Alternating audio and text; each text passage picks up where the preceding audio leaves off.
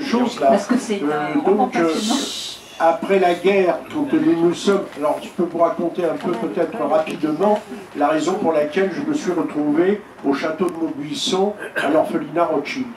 C'est que, quand nous sommes rentrés de Turquie, ma mère avait contracté la tuberculose comme Pierrot, et donc elle est rentrée en sanatorium, et nous sommes retrouvés donc à l'orphelinat. J'avais 13 ans à ce moment-là. Il y avait des enfants de tous âges. La plupart étaient des enfants de déportés. Et les plus grands, moi j'avais 13 ans, donc en 1946, s'occupaient des plus petits.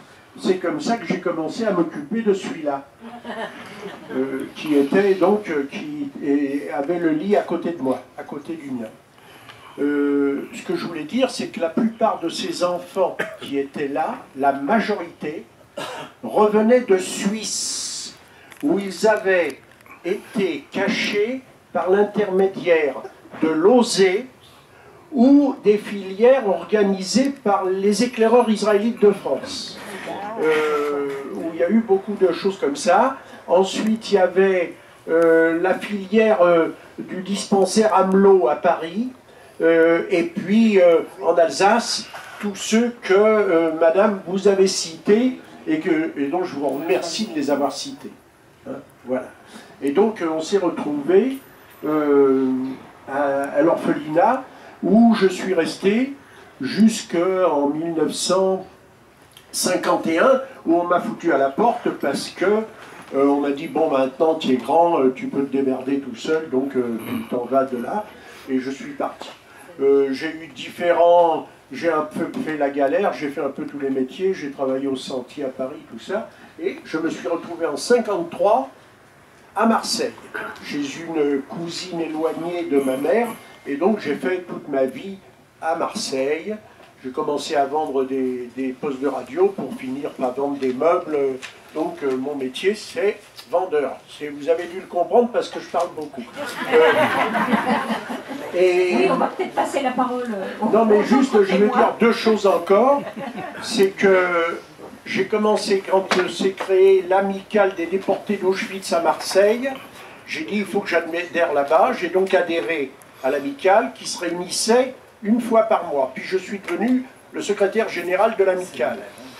Et un jour, ce gars-là est venu à l'amicale et il m'a écouté, et la présidente de l'amicale, qui est une ancienne déportée qui s'appelle Denise Toros-Marter, a parlé, elle a fait son speech, et puis après elle a dit je vais donner la parole à Albert Barbout qui va... Enfin je ne me rappelle plus de quoi j'ai parlé, puisque je parle de tellement de choses que...